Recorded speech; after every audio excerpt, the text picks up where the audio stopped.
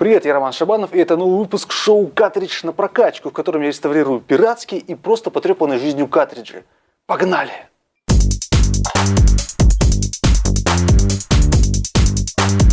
В этом выпуске по многочисленным просьбам мы будем реставрировать картридж для консоли Super Nintendo, а именно игру Castlevania Dracula X. Напоминаю, что прокачку всех вот этих вот картриджей вы можете посмотреть в предыдущих выпусках данного шоу.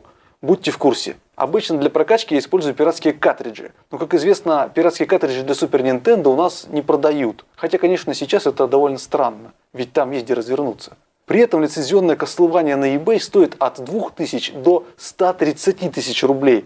И это еще без учета доставки. Поэтому я пошел на сайт AliExpress и заказал там нет не пиратский картридж за 570 рублей, а просто пустой корпус от игры за 280 рублей.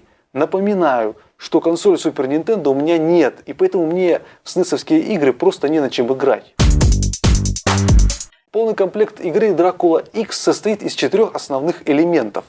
Это коробка внешняя, коробка внутренняя с держаком для картриджа, естественно, мануал, ну и, конечно же, сам картридж. Все как у игры Beyond Oasis для Sega Genesis, которую я не так давно прокачивал. Все точно такое же картонное, и все довольно-таки легко воспроизвести с помощью обычного принтера. Но при этом форма коробки у игры совершенно другая. Она не вертикальная, а горизонтальная, и строится она совершенно по-другому. Прокачку я начал с перевода мануала, так как игра есть у меня на эмуляторе, и мне захотелось узнать поподробнее о сюжете, персонажах и управлении в игре. Отсканированный мануал я скачал с нашего дорогого сайта Emuland. Но, к сожалению, когда я открыл этот PDF-файл и начал его листать, я понял, что качество отсканированных страниц настолько плохое, что там просто местами невозможно прочитать текст написанный. Естественно, я начал искать альтернативные сканы этого мануала, но где бы я их ни находил, скачанные мной PDF-файлы были точно такого же ужасного качества, как на сайте Emuland. Единственное, что мне удалось найти в высоком разрешении, это обложка к мануалу. Ну а дальше уже пришлось работать с тем, что есть. Первым делом мне нужно было перевести весь текст мануала. Но распознать его весь мне не удалось, потому что на некоторых страницах его просто невозможно было прочитать. Но здесь я смог выкрутиться. Я просто взял первое предложение из пролога мануала, забил его в Google и нашел сайт, на котором некий пользователь выложил весь вот этот вот мануальчик в виде текста. То есть он, скорее всего, распознал весь мануал, ну или перепечатал руками и выложил все это у себя где-то на сайте. То есть текст мне уже не нужно было распознавать, там, перебирать. У меня уже был изначально готовый текст на английском. Мне осталось его просто перевести, что я сделал буквально за день. Затем мне нужно было пересобрать в иллюстраторе все страницы мануала, подготовить, так сказать, их к печати. На это ушло уже гораздо больше времени. Здесь основной проблемой стало отвратительное качество иллюстраций в отсканированном PDF-файле. И если со скриншотами это еще можно было как-то уладить, я просто их заменил на абсолютно новые скриншоты, и они стали максимально возможного качества, то иллюстрации мне просто было негде взять. Нужно было работать с тем, что есть. Благо я неплохо знаю Photoshop, и поэтому по мере сил смог вытянуть качество изображения немножечко на более такой приемлемый уровень. Конечно, они до сих пор выглядят не идеально, но все же получше, чем были в оригинальном PDF-файле. Бутафорские кровоподтеки вверху страничек я, как видите, полностью убрал, потому что они просто реально мешали читать текст. К тому же это позволило сэкономить краску в принтере. На выходе у меня получилась вот такая вот инструкция по эксплуатации. Выполнена она в натуральном размере, то есть я в этот раз ее не уменьшал. Я постарался подобрать максимально похожие шрифты, скриншоты восстановил, картинки с изображениями предметов. Все это было заменено на новые. Ну, а изображения персонажей какие уж получились. С этим я, к сожалению, уже ничего поделать не могу. Все, что смог, я сделал. Убираем мануал и идем дальше.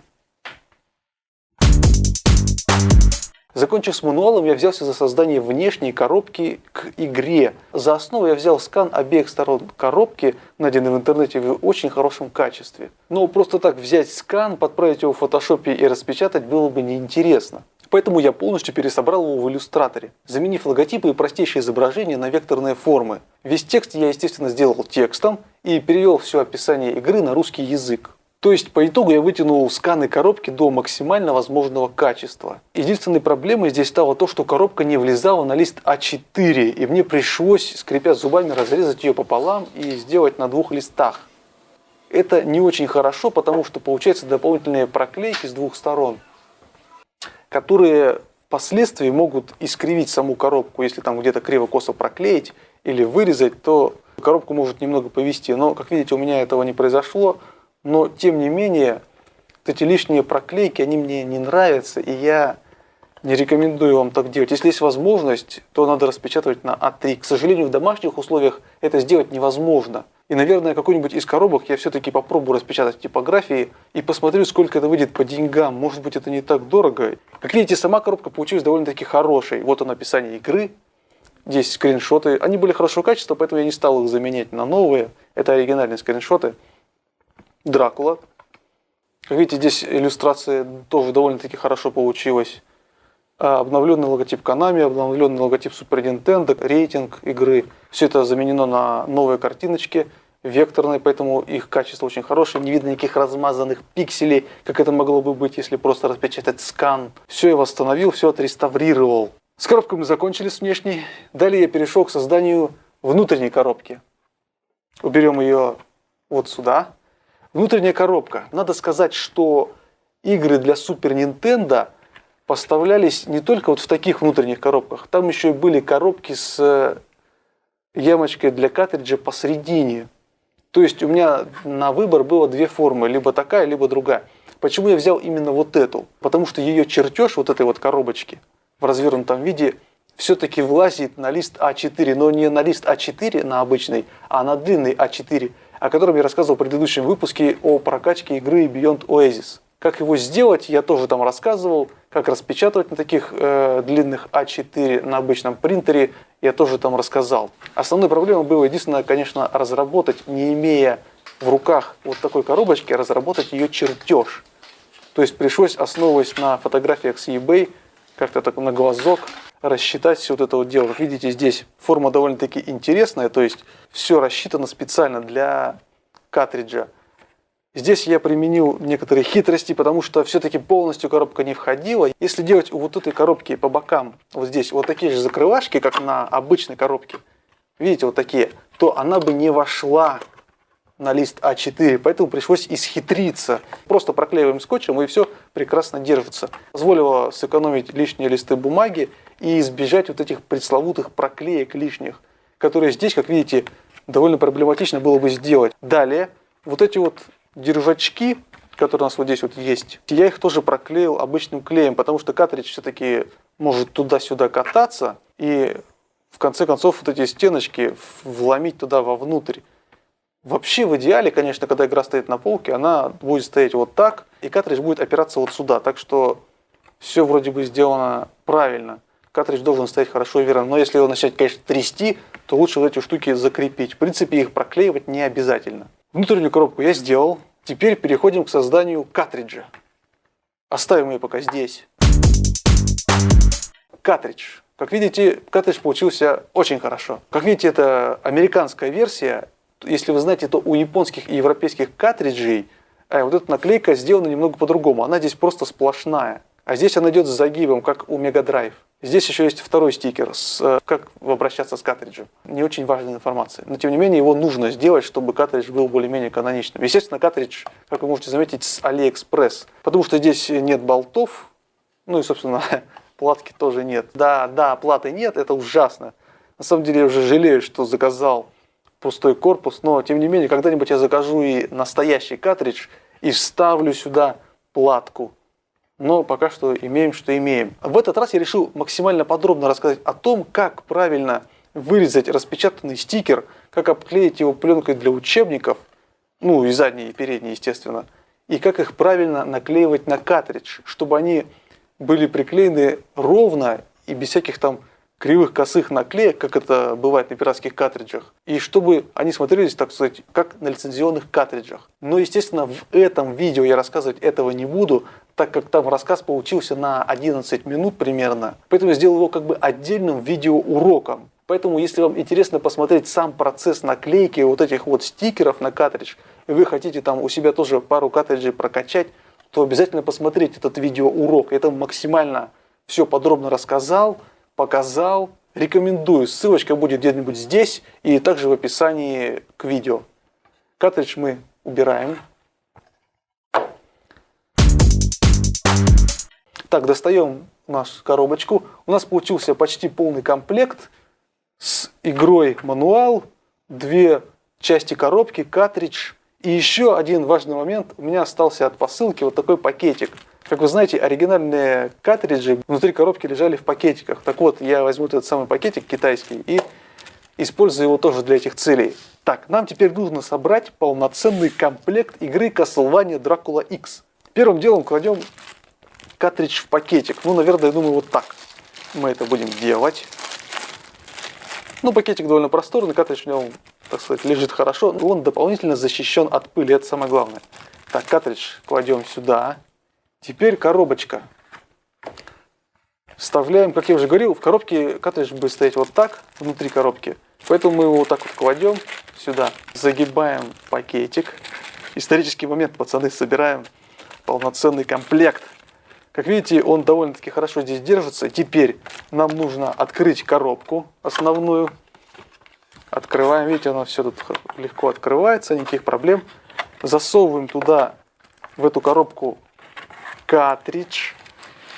Но не просто засовываем, теперь берем мануал и подсовываем его между коробкой внутренней и коробкой внешней. Вот так вот аккуратненько, чтобы не помять. Вот как-то так. Как видите, все хорошо входит-выходит. Засовываем, запаковываем. Вот так. Так, мануал зашел. Коробочка закрывается и... Опа! Вот он, полноценный комплект игры Castlevania Dracula X. Поставим его в наш импровизированный зал славы. Ну и можно сказать, эта игра официально прокачана. Готово! Но это еще не все. К сожалению, прокачать еще какой-то картридж я не успел. Но сейчас я вам расскажу о том, что будет в следующем выпуске, потому что это очень интересно. Вся эта тема с Super Nintendo и прокачкой вот этого картриджа меня заинтересовала, и я, как мне многие советовали, все-таки заказал на eBay себе консоль Super Nintendo. Консоль японскую, отдал я за нее 2500, но, к сожалению, она до сих пор еще ко мне не пришла. Поэтому я нахожусь в режиме ожидания. Но при этом картридж с игрой Aladdin, о котором я не так давно рассказывал в своем обзоре, а если вы смотрели этот обзор, то вы знаете, что игра Aladdin для Super Nintendo мне безумно нравится, так как в детстве я играл в пиратский порт на Денди, и она мне, так сказать, близка по духу, нежели сеговская. Так вот, я заказал себе оригинальный японский картридж с этой игрой. Он пришел ко мне раньше, чем консоль, поэтому у меня есть время на прокачку. Эта прокачка была бы довольно легкой, ведь есть стиплеровский перевод мануала для игры Aladdin. Мы же не можем себе позволить просто так взять стиплеровский мануал, распечатать его и засунуть в коробку с игрой. Так как этот картридж японский, мы возьмем японский мануал от этой игры, который, к слову, очень сильно отличается от европейского, и попытаемся его полностью перевести на русский язык. Такого я еще не делал, понимаете? Здесь есть очень много проблем. Во-первых, мануал там, найду я его, не найду. Коробка там другая. Она по-другому даже, по-моему, построена. И у нее даже размер, по-моему, другой, нежели вот такие вот коробки европейские, там, американские. А работа предстоит непростая. Не знаю, сколько на это потребуется времени. Возможно, даже это будет не в следующем выпуске, а через один выпуск. Но я постараюсь все это сделать. Я пока что даже не знаю, как переводить этот мануал, потому что японский язык, в отличие от английского, английский я более-менее знаю, а вот японский я вообще не знаю. Я даже не представляю, как переводить этот мануал-то с японского. Но это очень интересно, потому что европейский мануал уже есть в переводе стиплера, а теперь у нас еще, наверное, я надеюсь, появится и японский мануал на русском языке. Ну, что касается как бы самой игры, как бы меня особо не расстраивает то, что она на японском, потому что я уже ее раз 10, наверное, прошел, и сюжет, в принципе, я уже весь знаю, и все пункты меню я тоже знаю, так что там ничего ужасного нету в том, что она на японском, но тем не менее, это, кстати говоря, первый лицензионный картридж для консоли Super Nintendo, который я в руках держу, так что поздравьте меня, поставьте лайк. В общем, ребята, в следующий раз, думаю, будет довольно-таки интересно. Как бы это и для меня вызов такой неплохой. Ну и думаю, вам будет довольно-таки интересно как посмотреть этот выпуск, так и полистать просто японский мануал на русском. Понять, как там идет повествование. Пока что Аладдин ждет своей очереди на прокачку. Ну а на этом очередной выпуск шоу «Картридж на прокачку» подошел к концу. Ставьте лайки или дизлайки. Пишите в комментариях свои мысли. Также переходите по ссылке в описании в мою группу ВКонтакте, где я выложу все файлы, необходимые для создания точно такого же комплекта игры Castlevania Dracula X своими руками. Подписывайтесь на группу ВКонтакте, я там выкладываю новости по видео, по своему каналу. Ну а на этом у меня все. Еще увидимся!